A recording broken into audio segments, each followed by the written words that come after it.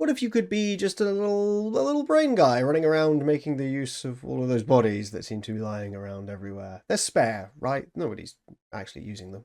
Well, this homebrew species does exactly that, because it takes the dreaded intellect devourer and makes it a little more palatable and potentially a little friendlier, but that really depends on how you decide to play it.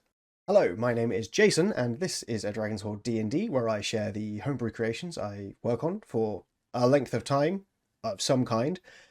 This week we're doing my first species, so that's exciting. Without any more ado, let's get into it, shall we? An intellect enveloper, not to be confused with an intellect enveloper, and yes, I am very proud of that joke, is essentially an intellect devourer that has gone rogue. Unlike most creatures, though, this going rogue is not a bad thing. Intellect devourers are creations of mind flayers, and that is obviously bad, because mind flayers are, in fact, bad. This breaking free of the Elder Brain, or the mind flayers that are controlling them, does come with some new issues, what with all that free will and whatnot. Mostly the issue of how to survive in a world which isn't really going to accept you. A lot of these intellect envelopers tend to lurk around battlefields waiting for a host to fall in battle and cease to be, as there is a time limit when it comes to when they can inhabit a body. Some of these creatures do try to do good things, helping. Once they are in a host, they tend to help out. Others might get addicted to the feeling of being in a stronger body and actively seek out battle with stronger foes in order to upgrade their physical presence, basically. How you want to roleplay it is obviously entirely up to you, but I do think there's a lot of fun roleplay potential there. Before we go more into that, though, let's talk about the mechanics. In its standard form, an intellect enveloper looks very much like an intellect devourer, which means brain, legs, tendrils. Creepy. It's got it has a 40-foot move speed. It's about half a foot tall, an incredibly low AC, not a great health pool, and it has an attack, but it's not especially fantastic. So your main aim with the species is going to be to find a host as quickly as possible. When within 10 foot of a body where the brain has ceased functioning, the intellect enveloper can magically warp into the host's body and take control of that body. It then gains the physical traits and prowess of that body. So let's say, for example, you take on a Dragonborn. You would be able to use the Dragonborn's breath, with the understanding that that is a physical trait. If, however, you were to take on an Aasimar or something with a more magically inclined set of abilities, you probably wouldn't be able to access those, because those are linked to the lineage of the soul more than the person or the physical sense of the self, if that makes sense. Makes sense to me. There's obviously a lot of DM discussion required for this. A, it's homebrew.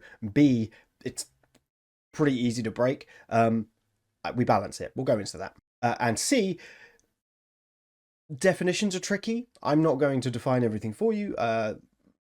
Rules are for nerds. Along with the physical traits, the body also retains its physical stats: strength, dexterity, constitution. Those are not powered by the brain. The things that are powered by the brain are your intellect, charisma, and your wisdom. This allows you, as an intellect devourer, to build your psychological stats as much as you want in a body, knowing full well that the next body that you end up in, and you will end up in another body, might have better physical stats. Now, the reason that you might end up in another body is because upon dropping to 0 hit points in a host body, your instincts will kick in and you will teleport back out of the body, and you will not be able to use that body again. This helps to balance things, but it also helps to keep things interesting, because upon taking occupancy in another one, a new host, you have the chance to swap your class levels. Let's say you are a wizard to begin with, and you get kicked out of the wizard because, let's be honest, wizards are probably going to get to 0 HP fairly regularly. You might decide to take up residency in a barbarian body or a fighter body, something a little meatier, a little more sturdy. In that case, you can choose to swap your levels out with the levels of the host, or mixed match, as you please. This allows for a lot of weird multi-classing that you might not be able to do with a lot of species. Lots of fun roleplay stuff, as maybe you're getting used to the fighter abilities in this new body. And also just a good chance to switch things up if you're the kind of player that wants to sort of try everything all the time and doesn't like sitting still for too long. It's just a nice way to keep things fun and fresh, and I think that a lot of species in D&D sort of feel pointless after a certain point. Something like this, to me, is the ideal because it keeps things... Now, I appreciate that balancing all of this could be tricky for the DM. Sorry, DMs. I am a DM. Balance is hard, but I believe in you. But all of this does offer a really interesting chance to really embody this intellect developer and make the most of the RP potential there. Let's say, for example, that your party doesn't know what you are, really. How do they react when they see a brain pop out of your body and you hop into a new brain explaining that you're still the same person? Will it be poorly? Will it be fine? Does it turn out that someone else is also an intellect developer?